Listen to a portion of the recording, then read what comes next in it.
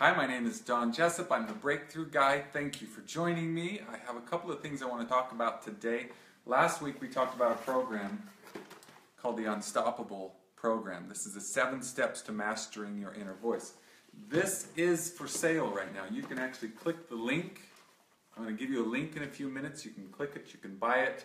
I'll even give you a money-back guarantee, but I wanted to walk you through. Last week we talked about the first step to mastering your inner voice.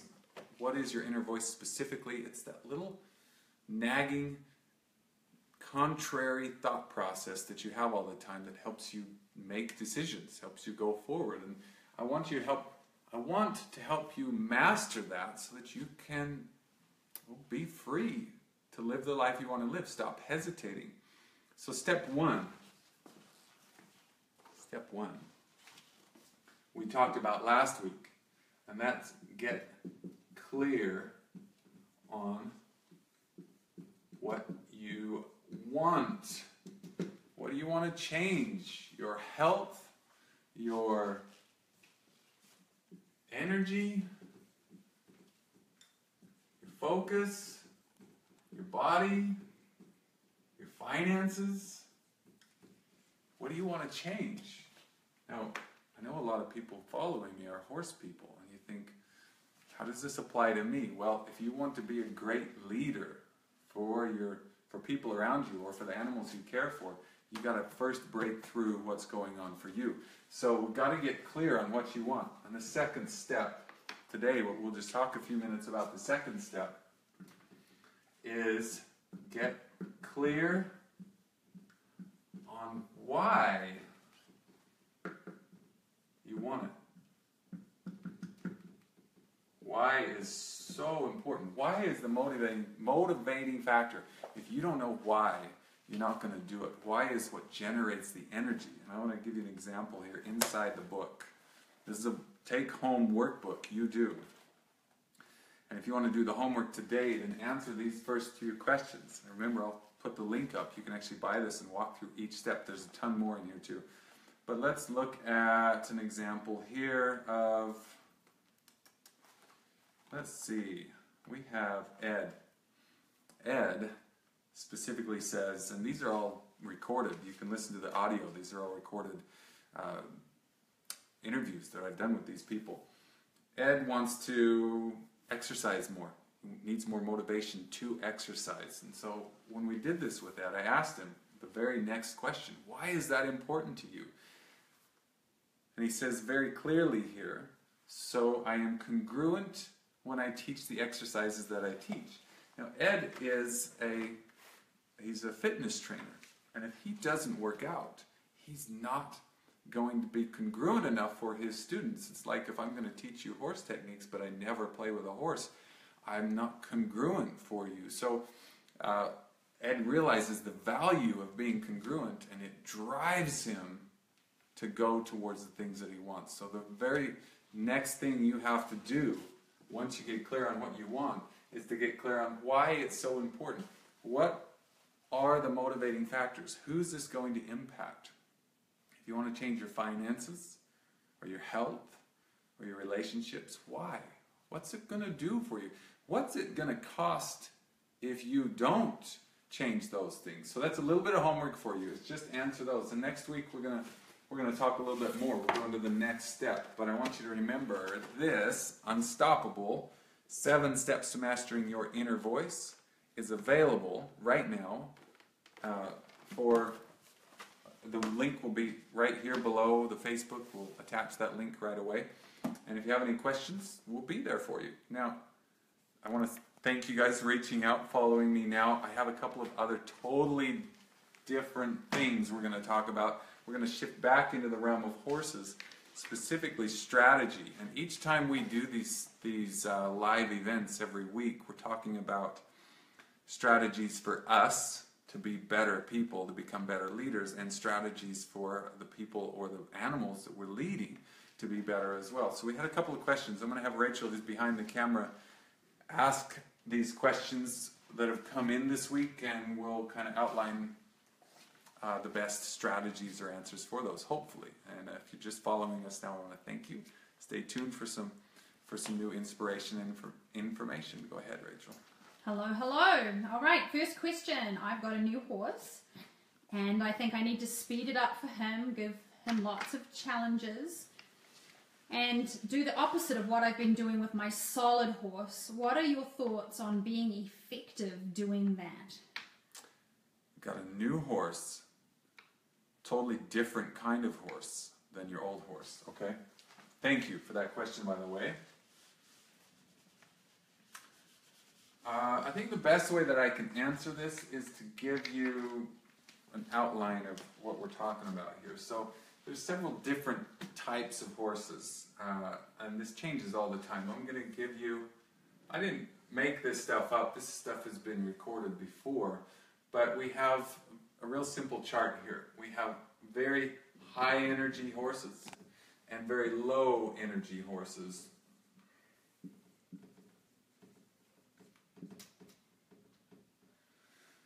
And on this other axis, we have very fear-driven horses and very play-driven horses, so confident. And if you know this chart, or if you want to just use this chart today, you can sort of identify where your horse lives. And if you've got a horse that sort of lives down in this really low energy but very fearful nature, it kind of helps you map out where your horse is. And if you have an opposite horse that's way up here, very high energy and very playful, the thing that I want you to think about is not, do I need to do more? Do I need to get them really active and energetic? Because if you have this kind of horse, very high energy, very playful, what I really want you to think about is doing less. More specifically, trying to come to the balanced, centered place. Because this is where we all should live eventually. This is where the best horses live. And this is where the best people and trainers live. They're very centered. They're not living out in the extremes. So, strategically, the best way to get to center, follow me, is to go toward a very low energy and slightly more, not fearful, but sensitive horse, responsive to you. So if we flip the scale and you say, I've got a really low energy horse who's really sort of scared all the time and tense, the best thing you could do for that horse is take him up here and teach him to be playful and have higher energy. Lots of rewards, lots of stimulus, moving in and out, making it fun, very interactive. And at first, you know, he's going to struggle. He's going to say, no, that's hard for me. But this is the nature of learning, is we do the things that are hard so that we can be balanced. I hope that answers your question. We have a couple of more questions. By the way, if you have questions coming in, you can ask us right here, right now, and if we catch it, we'll answer it. If we don't, post it on Facebook, on private message, or send us an email. We'll answer your questions, whether they're leadership related or horse related. So thank you for that question. Your next question. I got a horse that won't go into the trailer and I'm getting frustrated. How do I get past it? That's a very good question too. You've got a horse that won't go in the trailer. I'm going to make this like a geometry lesson rather than an emotional lesson, because there's really two problems. Number one, the horse won't go in the trailer. We got to fix that. And number two, you're getting frustrated, and we got to fix that. So let's talk first about the horse not going in the trailer. Imagine this is the horse trailer. When the horse isn't going in the trailer, I know this is a little simplistic, we're talking about geometry here, it's because the horse isn't pointed at the trailer. And so we can really get tied up in thinking it's an emotional problem. The horse doesn't have the desire to go in, when in reality, they're not even physically lined up to go in. So the best answer I can give to help solve the problem of getting the horse in the trailer is to first teach it and reward. First teach and reward lining up with the trailer. Teach the horse to line up with the trailer. Don't push them into the trailer. That's too much pressure at first. First teach them to just physically line up with the trailer and then reward them for that behavior many, many, many times. Cycle through that. And as they get comfortable in this position, then we slowly put a little bit of pressure and they sort of, over time, put one step in front of the other and end up into the trailer, and we start rewarding that behavior. So it's a very simplistic way of looking at it, but it's also the most effective way at looking at trailer loading problems, is actually just teaching them to line up with, or what we would call prepare to a position before they move forward. Of course, it's going to take practice and time. But the second thing, once we get them lined up and moving forward and loading, is now we've got to start looking at, well, let's see, I have to backtrack a little bit. Where was my first train of thought?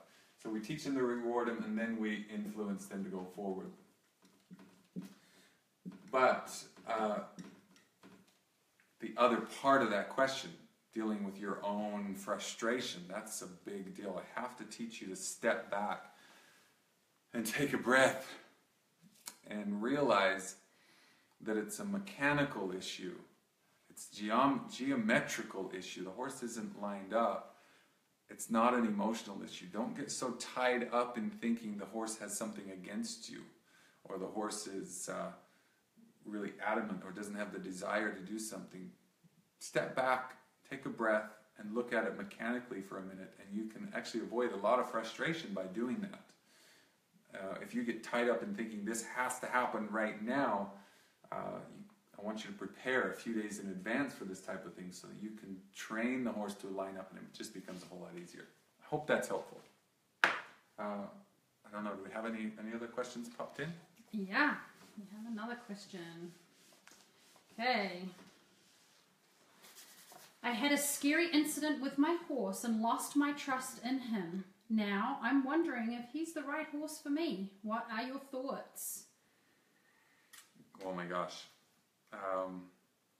That's a fantastic question. I believe you would have been able to hear Rachel's response, the question there, but just for the sake of repetition, she just had a scary incident with her horse, and she's worried that now this isn't the right horse for her. So here's probably what I would say. Don't be too quick to judge, not yet.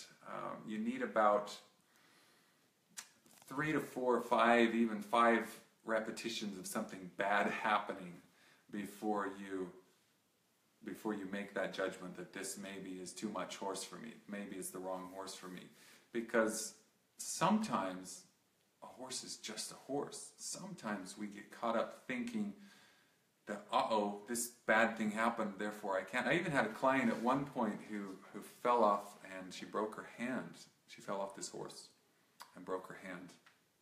And she wanted to get rid of the horse because of this incident. But prior to this incident, she had the time of her life with this horse. It was just the perfect horse in so many ways. So calm, so polite, so nice.